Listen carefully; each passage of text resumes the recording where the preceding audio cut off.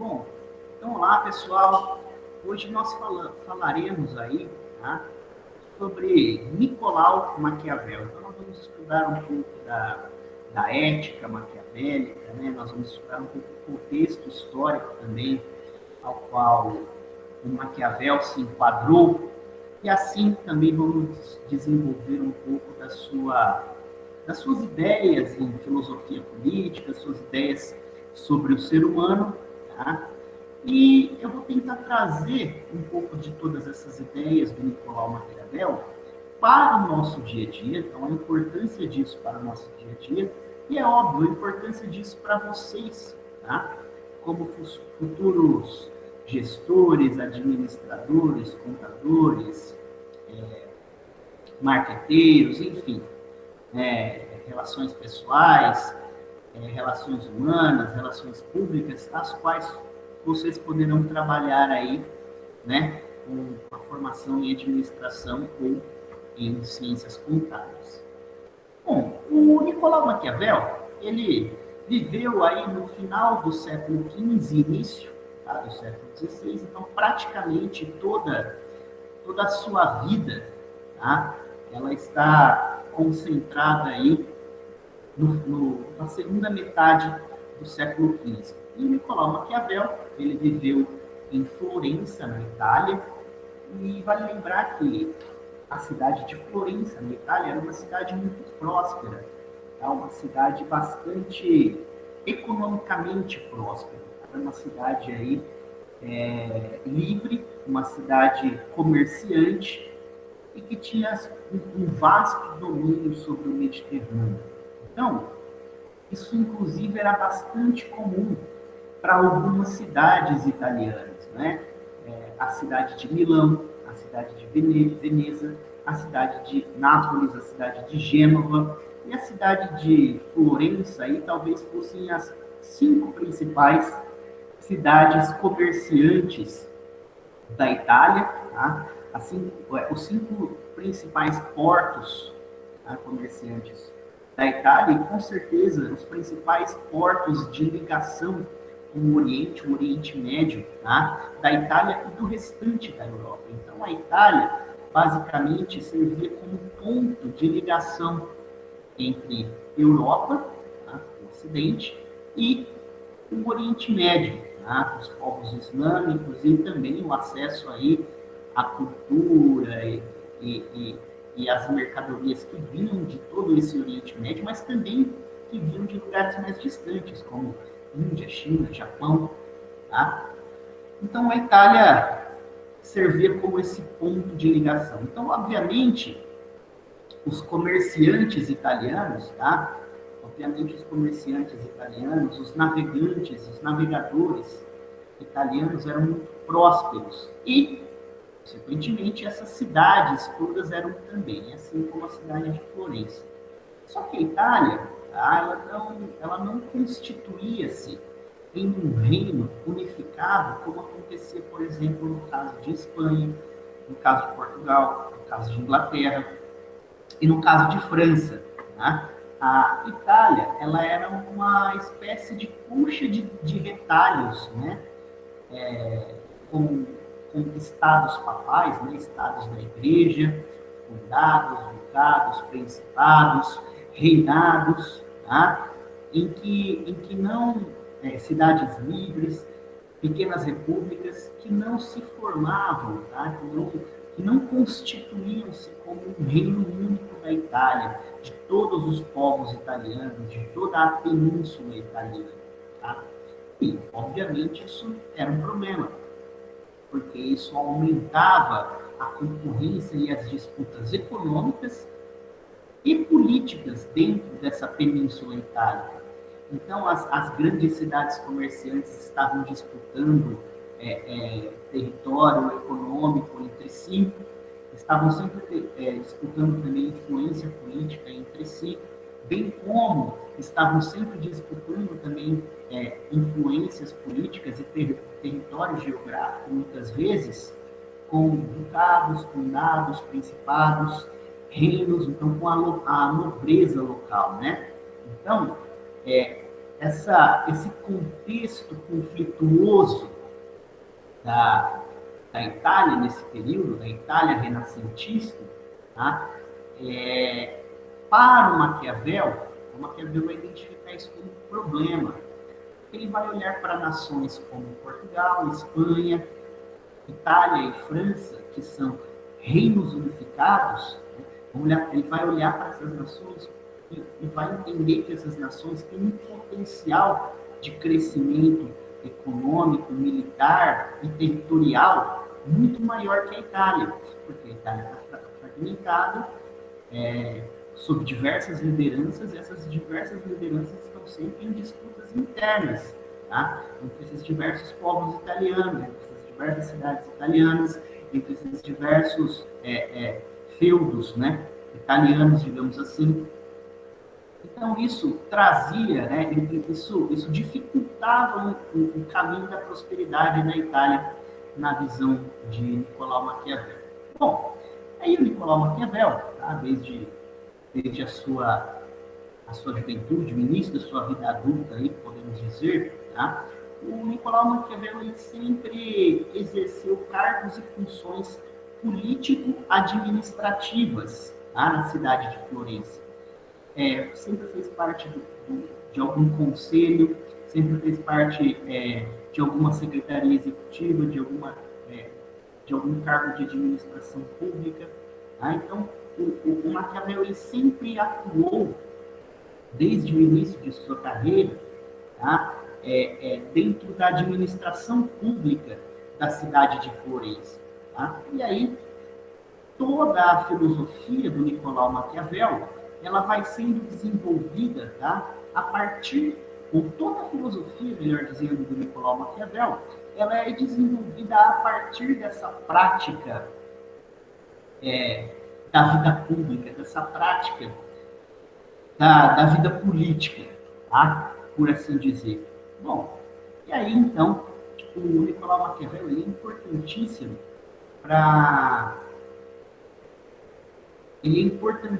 para a idealização, tá? Ou melhor, para a formulação de uma filosofia política prática, ou seja, de uma filosofia política como ela é. Então, Maquiavel ele analisou e estudou a filosofia política e a política em si como ela é na prática, tá? Como ela ocorre de fato. Diferente de alguns filósofos clássicos, né, como Platão, Aristóteles ou Cícero, né, o filósofo estoico Cícero, diferente desses grandes filósofos clássicos aí, gregos e Cícero, né, que é romano, ele não vai analisar a política como ela deveria ser, ou a política de forma idealizada, ou ele não vai criar um manual político, né, uma orientação política no sentido de a partir de uma idealização ou de um Estado perfeito, ou de uma ação política perfeita, ou de uma organização pública perfeita. Não. Maquiavel ele vai tratar da filosofia política prática. Maquiavel ele vai tratar da política na prática, como as coisas funcionam. Aí a gente vai tentar entender agora um pouco desses conceitos do Maquiavel. Bom, acho que a primeira ideia que eu preciso expor aqui para vocês, tá? É a noção da antropologia, né? Da antropologia maquiavélica, a filosofia antropológica, ou a antropologia filosófica de Maquiavel, ou seja, a visão de Maquiavel sobre o ser humano, como Maquiavel enxergava o ser humano, como Maquiavel via o ser humano, quem é o ser humano para o Maquiavel. Maquiavel vai dizer o seguinte: todo ser humano, ele é egoísta por natureza. Todo ser humano quer sempre obter o máximo de lucro, o máximo de ganho, com o mínimo de esforço. E aí, é claro, Maquiavel estava num contexto de cidades burguesas, de cidades mercantis. Ele estava num contexto latino de cidades burguesas e mercantis, tá? Em que o lucro, a usura, né? Então, possibilitou o crescimento das grandes empresas mercantis, dos primeiros bancos, dos primeiros sistemas bancários, né? Então é óbvio. Então Maquiavel vai dizer, olha, a natureza humana é egoísta. O ser humano, ele é egoísta. E o egoísmo do ser humano sempre leva à maldade, à crueldade. Por quê? Porque o ser humano sempre quer se aproveitar do outro. O ser humano, ele sempre quer obter vantagens sobre o outro. O ser humano, ele sempre quer obter o máximo de ganhos, o máximo de lucros, com o mínimo de esforços. Né? Então, essa é a primeira ideia que eu preciso deixar para vocês. Então, Maquiavel, a antropologia filosófica, a filosofia antropológica de Maquiavel, é de que o ser humano é egoísta, tá? É de que o ser humano é oportunista, de que o ser humano tende a se aproveitar do outro. Bom, então, partindo dessa ideia do Nicolau Maquiavel, a gente consegue... a partir dessa ideia do Nicolau Maquiavel, a gente consegue formular aí, a gente consegue entender os pressupostos da filosofia política do Maquiavel. Bom, existe uma frase que ficou muito famosa aí, né, e atribuída a Nicolau Maquiavel, que a frase é: os fins justificam os meios, né? Bom, os fins justificam os meios. Essa não é uma frase que o Nicolau Maquiavel escreveu, tá? E essa não é uma frase a qual ele proferiu. Isso aqui é uma frase que frequentemente, tá, ou que usualmente passou a ser atribuída à filosofia do Nicolau Maquiavel. Mas o que isso quer dizer, né? Os fins justificam os meios para o Nicolau Maquiavel.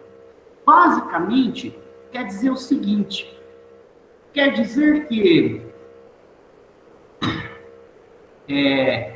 a partir do momento que você traça os seus objetivos, né, a partir do momento que você delimita o que você quer alcançar, o que você quer conseguir, é esse objetivo, é essa finalidade que vai acabar por delimitar, tá, os meios que você vai utilizar para atingir isso.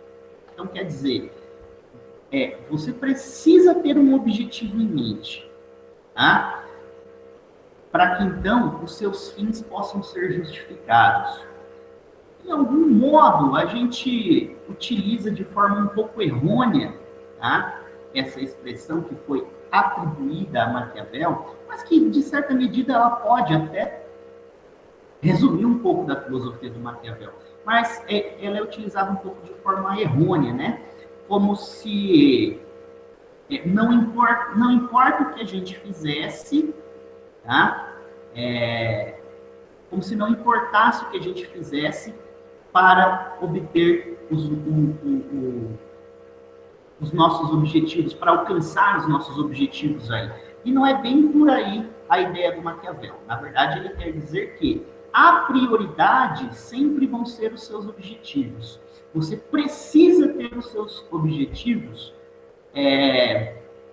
bem delimitados, para que assim você possa traçar, para que assim você possa caminhar pelos meios aos quais você vai atingir esses objetivos. E não necessariamente quer dizer que vale qualquer coisa, né? É como se a gente usasse no sentido de, olha, vale qualquer coisa para alcançar os nossos objetivos. Não é bem assim, não é bem vale qualquer coisa para atingir nossos objetivos, mas primeiro delimite os seus objetivos, saiba o que você quer, e aí sim você sabe por onde caminhar. Então é como se ele estivesse criando um pragmatismo político, tá? Então é como se ele estivesse dizendo, olha,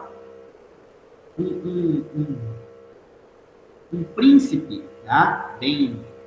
Um príncipe que sabe os seus objetivos, que sabe por que está ali, que tem um objetivo bem delimitado, tá? Ele consegue caminhar muito melhor pelos seus meios, né? Ou de como ele vai alcançar esses objetivos, tá? Era muito mais nesse sentido que, ou é muito mais nesse sentido que a gente pode atribuir a frase do Nicolau Maquiavel. Essa frase que foi atribuída a Nicolau Maquiavel. Bom, além disso, tá? O Nicolau Maquiavel, então, ele escreve aí, tá? A sua principal obra, que é em cima da qual nós vamos nos focar aqui, né? Que é o Príncipe, tá? O Príncipe do Nicolau Maquiavel nada mais é do que um manual prático de como esse príncipe deve proceder nas mais diferentes adversidades, tá? Dentro de um governo ou dentro de sua ação política. É um manual de ação política, é um manual de prática política bem simples, tá? Bem simples e direto, com exemplos bem rápidos bem rápidos e simples, tá? De como o príncipe deve proceder nas diversas situações. E sim, né, ele é um livro bastante normativo aí, tá? Bom, e aí, o grande objetivo do Nicolau Maquiavel, tá? Aqui, na construção, né, na produção desse livro, era criar esse manual prático, tá? Justamente para possivelmente unificar a Itália. É claro que esse objetivo do Maquiavel ele não está muito bem claro, não é algo que ele escreveu, declarou, tá? Mas ele indica muito bem o desejo do Maquiavel, tá? Em apoiar ou orientar as ações, sobretudo, de Lorenzo de Médici. Tá? O Lorenzo de Médici, ele foi um dos magísteres, né?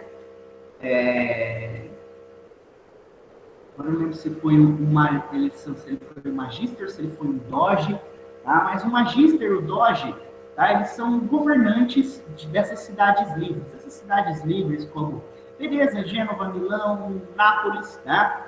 Eles eram governados, elas eram governadas, né, por assembleias ou por espécies de prefeitos, tá?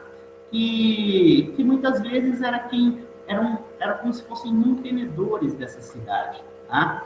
Então, uma associação, um grupo ali da burguesia que mantinha essa cidade, geralmente era quem exercia o magistério, né, dessa cidade, era quem exercia geralmente era quem estava nos cargos mais altos dessa cidade, tá? Ou eram os magísteres ou eram os doges, né? Que são uma espécie de prefeitos, líderes, né? Mais executivos aí. E o Lorenzo de Médici, ele exerceu essa função, e o Maquiavel, ele trabalhou bem próximo do Lorenzo de Médici. E só para explicar um pouco, tá? O Lorenzo de Médici, ele era ali, ele era o herdeiro, né? Ele era o principal homem aí da família mais poderosa, tá? Ou pelo menos de uma das famílias mais poderosas da Itália renascentista, e com certeza o homem mais poderoso de Florença. Lorenzo de Médici, então a família Médici era dona de diversos empreendimentos na área de logística, então, por exemplo, na área de transporte marítimo, era dona de vários empreendimentos bancários também e de câmbio de moeda. Então, os Médici, eles enriqueceram muito no transporte marítimo, no transporte de carga marítima, né, nesse comércio entre italianos e Oriente Médio. Além disso, também no câmbio de moedas e na atividade bancária. Tá? Então, a família Médici enriquece muito, compra títulos de nobreza, tá? Contribui aí na compra da liberdade da cidade de Florença. Então, a família Médici era muito importante. Depois, a família Médici atua também como mecenas, quer dizer, patrocina obras artísticas, patrocina obras literárias, patrocina filósofos, tá? Então, era uma família muito próspera, muito poderosa, muito temida e muito respeitada em toda a Península Itálica. E, óbvio, elas estavam sempre envolvidas em muitos conflitos e também eram sempre alvos, né, de tentativas de golpes de Estado, de tomada de poder em Florença, ou de tomada de poder em independências suas em outras localidades, tá? O que era comum também, né, ser vivenciado aí pelas principais famílias italianas das principais cidades e feudos, reinados e principados da época. E aqui, então, Nicolau Maquiavel, quando ele escreve o príncipe, né, ele não está dizendo o príncipe, aquele príncipe que é o, que é o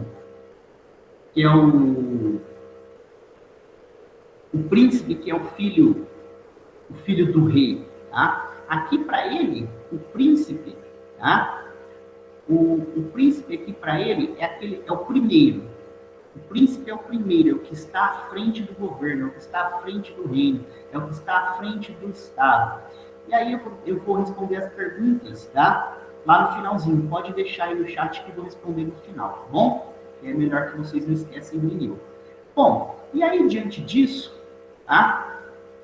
É, diante disso, então, aqui a ideia de príncipe para ele, ele não tá defendendo a ideia hereditária, né, de um rei, aquela ideia do cara que é o príncipe por direito, porque o pai dele é o rei, não. Ele está falando aqui do príncipe, que é o que vai tomar o poder, que vai fazer um levante para conquistar toda a Península Itálica e assim formar um reino italiano, aí assim consolidar um reino italiano.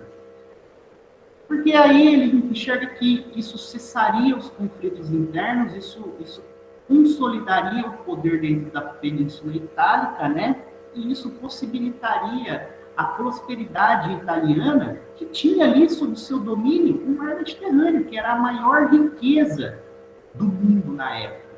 E os italianos já tinham. O problema é que ali eles estavam em conflito e competição entre si. E isso, para o Nicolau Maquiavel, né, era bastante prejudicial. E aí, nessa obra, O Príncipe, aí eu vou citar aqui alguns exemplos de como o Maquiavel entendia a política. Tá? Então, só para vocês terem ideia, o Maquiavel ele criou dois conceitos básicos aí. O primeiro é o conceito de virtude. O segundo é o conceito de fortuna. Tá? Primeiro, o conceito de virtude. Para ele, virtude é a capacidade ou a virtude que esse príncipe deveria ter, tá? Para superar todas as adversidades postas para o príncipe, todas as adversidades postas para esse governante. Assim como a água tende a desviar aí dos morros e montanhas para poder chegar no destino final, que é o oceano, o príncipe também ele tem que saber se desviar. Ou assim como um dique tem capacidade para reter água, tá? Assim deve ser o governante, né? A capacidade de ser um dique. Ou assim como né, um bom velejador tem a capacidade de pegar as diferentes direções do vento e chegar no seu destino final, digamos assim. Tá? Então, essa seria a virtude. É a capacidade que um governante, que um príncipe deve ter em superar adversidades, em dobrar adversidades, em ter o controle sobre as adversidades para que ele possa obter benefícios a partir dessas adversidades, que dessas adversidades ele possa alcançar os seus objetivos, tá? E aí, obviamente, tá, o conceito seguinte é o conceito de fortuna, tá? E esse conceito de fortuna aí, basicamente, é a consequência da virtude. E fica muito claro a ideia de ação e e consequência, né? A ideia de causa e consequência aí na política e na visão maquiavélica, né? Então, a virtude é a causa, é a ação de controlar, de se beneficiar a partir das diversidades. E a habilidade do príncipe, é a virtude do príncipe. A fortuna, a palavra fortuna aí do italiano quer dizer boa sorte. A palavra fortuna quer dizer boa sorte. Então, um príncipe que tem virtude, ele sempre será agraciado com a fortuna. Então, quer dizer, aquele que tem uma ação onde se sobressai nas adversidades, ele sempre será um afortunado, ele sempre terá fortuna. Então, a sorte sempre o agraciará. Mas aqui não é bem no sentido de sorte, algo místico, né? Ou do acaso. Ele está bem aqui traçando, tá, uma ideia de causa e consequência. Uma ação política racional, bem pensada, né, naquela ideia dos fins justificam os meios, não é uma frase que ele escreveu, tá, mas é uma frase que pode dizer muito sobre a ideia do Maquiavel. Quando existe uma ação bem racional, bem planejada, obviamente, ela será agraciada com a fortuna. Então, ele tá criando também aqui, ou ele está se descolando de um modelo da época, né? Em que a política estava muito vinculada aos dogmas da Igreja Católica. Então, por exemplo, um rei, às vezes, ele era rei, né? Na concepção ali geral, no senso comum geral da época, ele era rei por vontade divina. Ele nasceu rei. Ele nasceu rei, isso é vontade de Deus. Ele escolheu, só pode ser vontade de Deus. E aí, quem tentasse de alguma forma ir contra isso, estava indo contra uma vontade de Deus, obviamente estava pecando.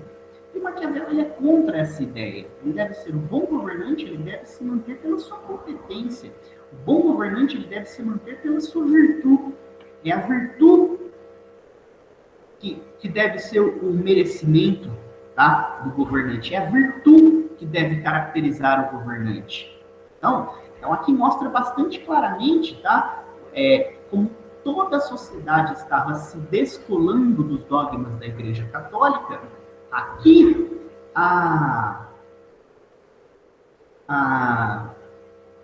as ideias da política do Nicolau Maquiavel, dessa política prática, também é um descolamento das ideias políticas baseadas nos dogmas da Igreja Católica. Então, essa ideia dele demonstra bastante isso, esse descolamento, tá, dessa ideia enfim, lembra bastante, né, o descolamento dessa ideia política da ação, né, descolamento com as ideias dos dogmas da Igreja Católica. Bom, então esse é o primeiro ponto, tá? Então, aliás, esse é um dos pontos que eu gostaria de colocar para vocês. Então, o conceito aí de virtude e fortuna.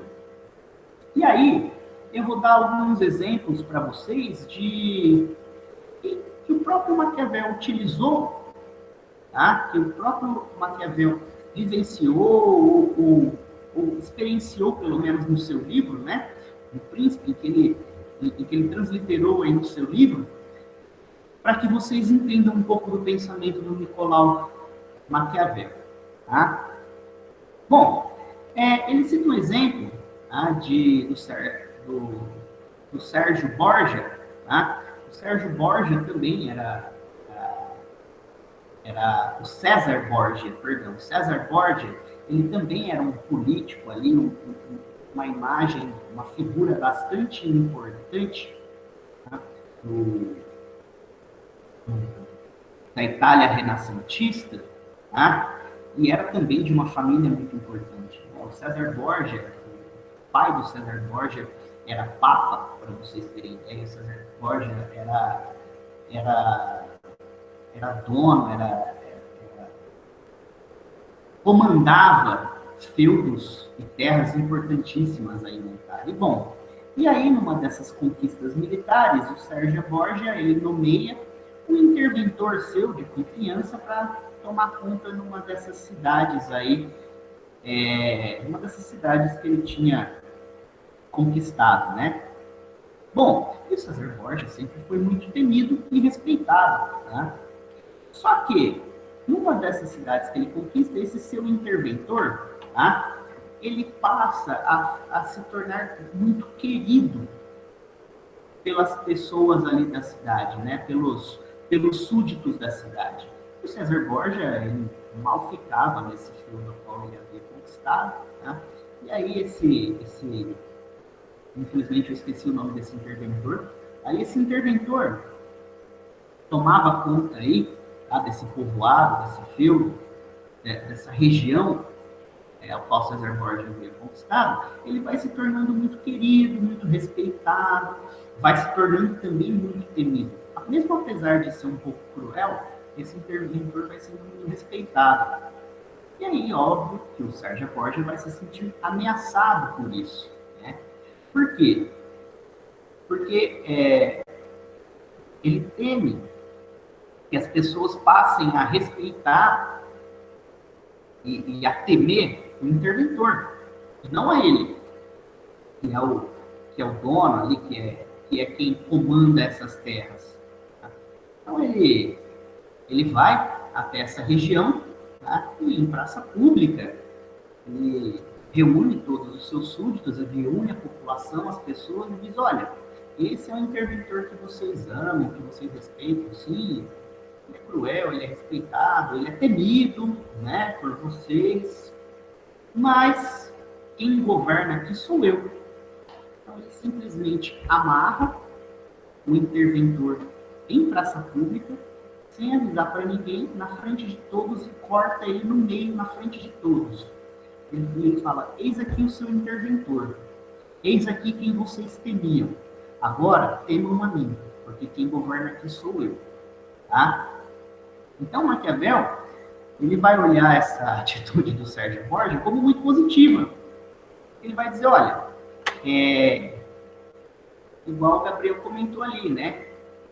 Antes ser temido do que ser amado, tá? Então essa era uma das máximas maquiavélicas, né?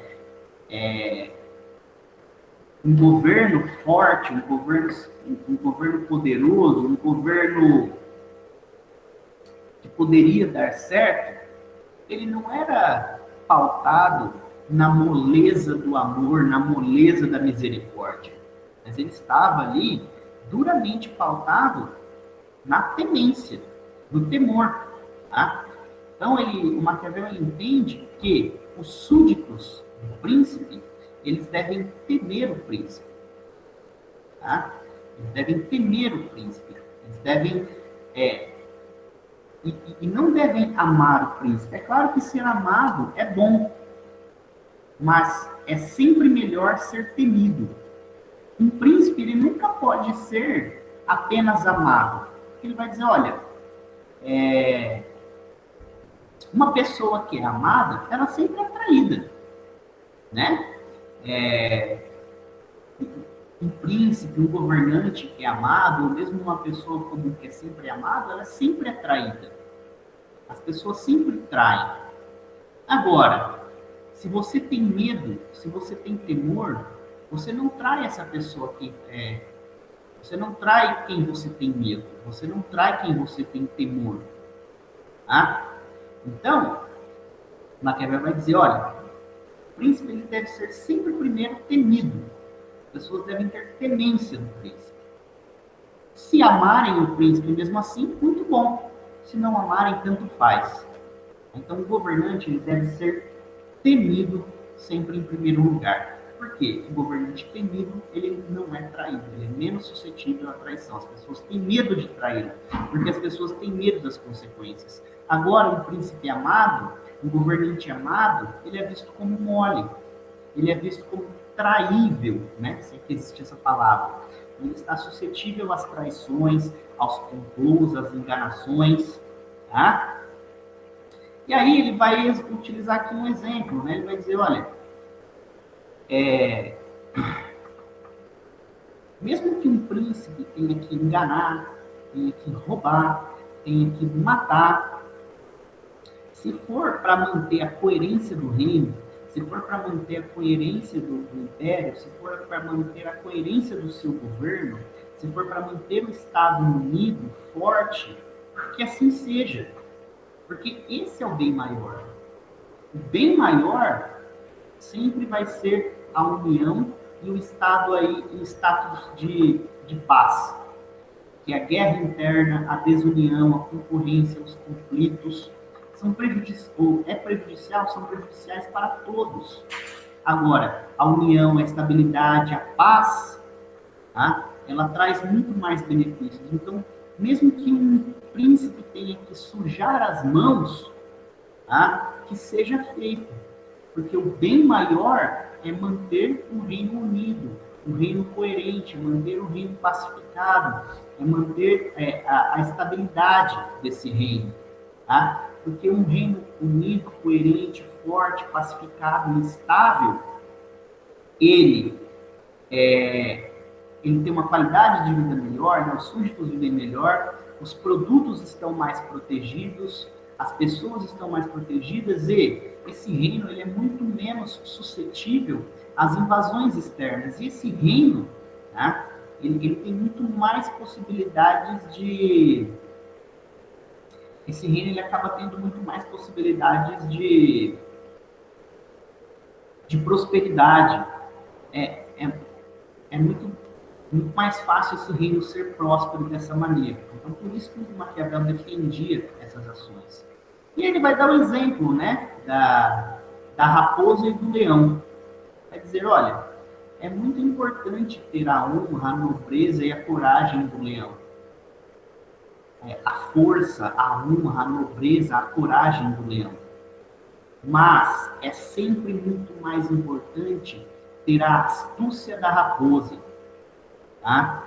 Então, um rei, melhor dizendo, um príncipe, ele deve reunir a força, a coragem, a nobreza do leão, mas acima de tudo, tá? Ele deve ter a astúcia da raposa, tá? Porque a raposa, ela alcança os seus objetivos, tá? Mas ela vai pelas escondidas, ela é sorrateira, ela age às escuras, tá? Mas ela alcança os seus objetivos. Então, a raposa é astuta. O leão, muitas vezes, ele é nobre, corajoso e forte, mas ele é alvo de outros animais. Tá? O leão ele pode ser predado. A raposa raramente é predada. O leão ele pode ser predado por outros animais. Porque ele se expõe, porque ele é poderoso, ele está no centro. Agora, a raposa não é vista, a raposa é astuta. Tá? Então, sim, é importante reunir as características do leão, mas é muito mais importante reunir as características da raposa, da astúcia da raposa. Então, Nicolau Maquiavel, ele defende todas essas ideias aí, né, como uma forma de você manter a coerência, a unidade, a força, né, para o príncipe governar. Ele vai dar uma infinitude de exemplos, né? Um livro simples em que ele coloca diversos exemplos, né? E aí ele mostra como os exemplos podem ser bons ou ruins e como os exemplos podem demonstrar a astúcia de um príncipe, né? A força de um príncipe, a coragem. Ele vai dizer, olha, é muito importante que o súdito seja, muito importante que o príncipe seja astuto. Tá? E é muito importante que o príncipe seja temido. Tá? Súditos, um príncipe misericordioso cria súditos moles. Tá? Um príncipe cruel, um príncipe sanguinário, ele cria súditos tementes. Você prefere ter súditos moles, ou você prefere ter moles e desobedientes, ou você prefere ter súditos tementes, que temem a você, né? Porque temência não é só uma espécie de medo, é uma mescla entre medo e confiança, né? Essa é a temência. Você tem medo, mas você confia, tá? Bom, então, todas essas ideias aí, né, o Nicolau Maquiavel, ele, ele foi conselheiro do Lorenzo de Médici, então ele enxergava no Lorenzo de Médici essa possibilidade de se tornar o príncipe da Itália, de comandar, de liderar a Itália nessa unificação. Pelo menos isso é o que indicava, né? Isso não está muito claro, mas é como se o Maquiavel, de alguma forma, indicasse, né, essa vontade de que o Lorenzo de Médici fosse o príncipe que liderasse esse processo de unificação da Itália. E aí, obviamente, tá ali outras pessoas que rodeavam o Lorenzo de Médici, outros conselheiros, outros secretários, eles começam a perceber, né, essa proximidade do Maquiavel com o Lorenzo de Médici, e aí enciumados e invejados, né, com inveja do Maquiavel, e também muitas vezes temendo aí o Maquiavel, com receio do Maquiavel, acabam criando um complô contra o Nicolau Maquiavel, né? E aí o Nicolau Maquiavel ele é acusado, tá, de tentativa de usurpar o trono, ou perdão, tentativa de usurpar o poder de Lorenzo de Médici e de mau aconselhamento, tá? Ou de aconselhamento para um objetivo próprio. Então, o Nicolau Maquiavel ele acaba sofrendo esse complô daqueles que estavam também em redor do Lorenzo de Médici, também consequência em redor de si. Aí ele é preso, ele é julgado, e aí preso ele escreve o Príncipe. Porque ele imagina que essas ideias poderiam chegar ao Lorenzo de Médici. E aí ele consegue uma liberdade, uma semi-liberdade, né? Depois que ele é preso, ele escapa e é forca e consegue uma semi-liberdade e vai viver em um mosteiro aí no interior da Itália, na cidade de São Cassiano. Ele vive nesse mosteiro, se isola, e, enfim, termina a sua vida ali, inclusive tido como louco, tá? Como louco e como usurpador e mau conselheiro, né, do Lorenzo de Médici, tá? Bom, agora, professor, mas e aí? O que é? Qual que é a importância, né, dessa aula aí para nós, futuros administradores, futuros contadores, né, ou mesmo para a nossa vida? Bom, aqui eu vou colocar algumas percepções minhas, tá? E também eu gostaria que vocês também dessem as suas percepções, caso vocês queiram. E assim, essa obra do Nicolau Maquiavel, tá, O Príncipe, ela hoje ela é muito utilizada pelos empreendedores, pelo pessoal do marketing, pelo pessoal aí, os empresários de forma geral, né? Empresários, empreendedores, marqueteiros, né?